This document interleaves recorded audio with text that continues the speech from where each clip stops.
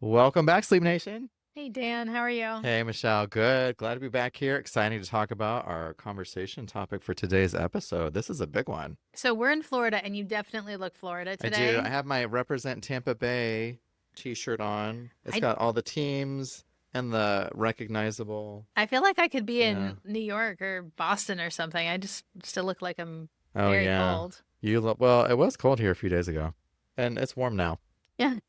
So, but yes, I mean, this time of year, it ebbs and flows, but I mean, Right. it will get chilly, but then it's Depending on gone. how early you wake up. Yeah, I can tell you, what has dropped though. I can tell you what my electricity bill grew. Whoops, I don't know. it's That gone must be down. Tico versus Duke. Duke Oh. because mine has not. They just added they took it away from like what the meter said and they just added a bunch of taxes to it. Oh no, no. Well, I'm saying mine goes down whenever the AC is you're using it less. No, mine did that, but I think that Oh. the tax part went up. Oh, girl, drama. Yeah, Yeah. it is No, that's drama. true. Yeah, Tico. I don't know what's happening there. Although I feel like all of them are kind of like regulated, like I don't know, money making things.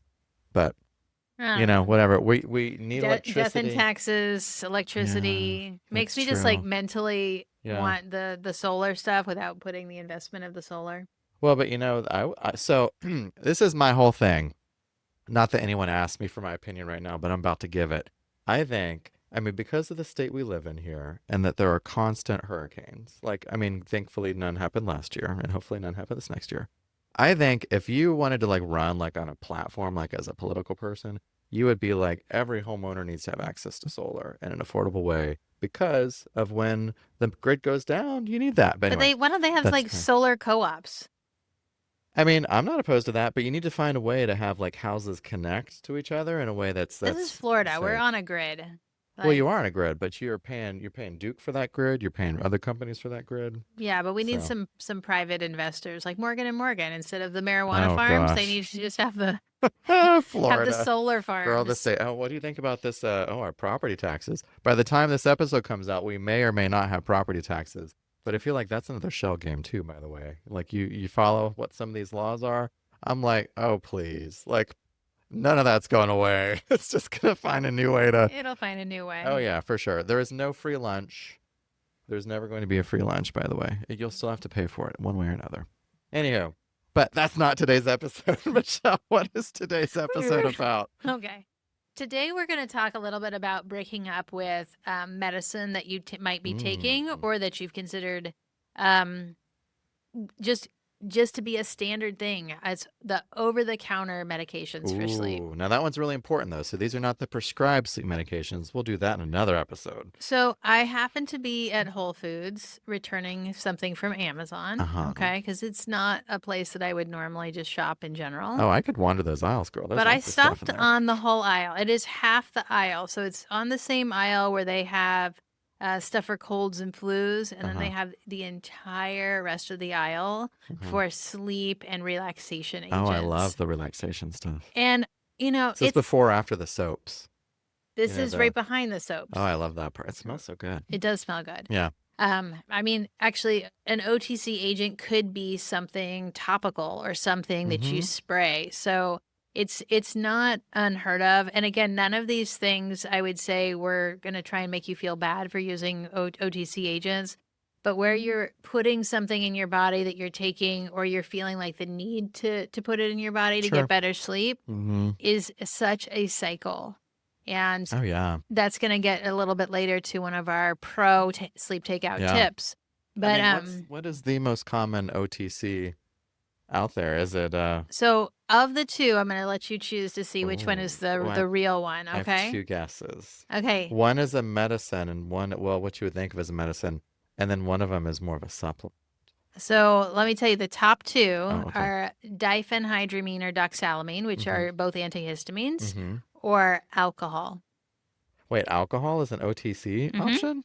I Mhm. mean, like you mean like people self-medicating with alcohol, or you mean So they're in buying? some of the big supplements, I won't like put the specific names to them. Uh-huh. But things like ZzzQuil and similar type of products have a component of alcohol in them. Oh, okay. So, Interesting. and self-medication, no matter what you want to call it, if it's OTC, if you're taking chamomile tea, we're still going to call that an OTC Oh agent. yeah, well, I was gonna say like melatonin gummies, like all these things, like Right. almost anything that becomes almost like a So, candy real toy. common ones. Okay, so but between the two, the diphenhydramine, doxalamine Hmm. variety versus alcohol, which do you think is more common I would say that people use for sleep? the diphenhydramine one. That's the Unisom one, right? Wrong.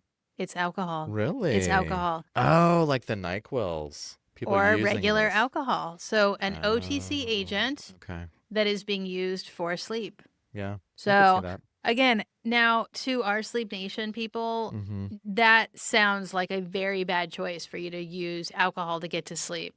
When you become a patient in a sleep office like mine, um, they are ready to make a change. They've scheduled. Some of them are drinking 2 like liters of alcohol That's a lot. every evening Yeah, or every evening and a half. right. This becomes a problem. And so Yeah. that's really why I was trying to talk about like breaking up with it. If you Mm-hmm. recognize that this is a problem and maybe it's whether it's New Year's resolution or something that you have to do from a medical side, how do you get off things that you've been doing? The really other common ones, since you mentioned it, so there's melatonin, Mm-hmm. there's valerian root, there's chamomile, there's Mm-hmm. lavender, Mm-hmm. there's Oh, what about the marijuana? lemon balm, The tart cannabis. cherry, Oh yeah. cannabis, I'm gonna say OTC, but considering it's not, it is It a can be prescribed, right? not even Yeah, prescribed. It's like a recommended. It's right, still illegal in a lot of states, and right. those states that it's not illegal, We'll give you a quick tip. It also doesn't work for your sleep. no. But I know we've both had It is an several agent conversations taken. about It is an this. agent taken to get some better sleep. There's a lot of different products, and Hmm. they come in liquids, they come in droppers, They they come in come in gummies. gummies, they come in like a film, they come in Hmm. patches. We reviewed a couple We of did. these We did the tea patch, right? Yeah, the tea the patch. tea bag patches. Yeah, Yeah. yeah. Hmm. So just kind of be aware anything that you take that's over the counter, aka not prescribed by a doctor with a Hmm. prescription, um, the that you'd like have to get from a pharmacy or pharmacist. Or on Amazon, or in the Whole Foods aisle, like those things. Right. Right, So we're talking about how to get off of them. So you've right. recognized that you would like to stop doing this. Hmm. What you need to figure out with your provider or maybe just a quick search on the internet Hmm. is this something that you're taking more than what's been recommended on the back of the container? So if you go to look at Unisom, it says you can take 1 or 2 tablets, and 1 or 2 tablets stopped working a long time ago. So you're up to like 5 or 6 tablets. Your first goal that you want to do is you really want to try and get down to what the recommended dose is over the course of a few weeks. Mm. So, if, like the example I was saying, if you're taking 8 Unisom at night and you're taking it all right before you go to bed, what you'd like to try and do is every week decrease by 1 pill. So, Hmm. 8 pills this week goes down to 7 pills next week. Why? Because some of these medications, the withdrawing of them Hmm. creates a rebound form of insomnia. So it's not that you actually just needed it, it's just reducing some of that medicine, Hmm. like the alcohol or the diphenhydramine, can actually induce a rebound new problem. In the case of alcohol, depending on how much you're using, it can actually cause seizures and it can cause a lot of other Oh medical yeah. problems. But the most worrisome is electrolyte problems and seizures that can be deadly. I mean, there's also, and this is connected to kind of what's going to be our sleep take, a hot tip take, in a little bit. There's also the behavioral conditioning of you using something and then trying to let go of that association that for a lot of people with sleep or sleep difficulties, specifically insomnia, you've learned to associate a lot of your actions with either the avoidance of a feared outcome or the avoidance of some other thing that feels uncomfortable in some way. So just go ahead and let's give the tip, the Oh yeah, sleep yeah. takeout tip. Yep. So this episode's sleep takeout tip is all about behavioral conditioning, which is that idea that you learn to associate things And that association for you is not, you're not necessarily consciously aware of it, but it definitely happens in the background for you. A really common one with either sleep medication that's prescribed or over the counter sleep medication is when you start to use these things as a breakthrough kind of remedy. So let's say you wake up in the middle of the night, you're like, uh-oh, I need more of my valerian root supplement. Let me take it right now. Or I need more of my, my Unisom or more of my whatever.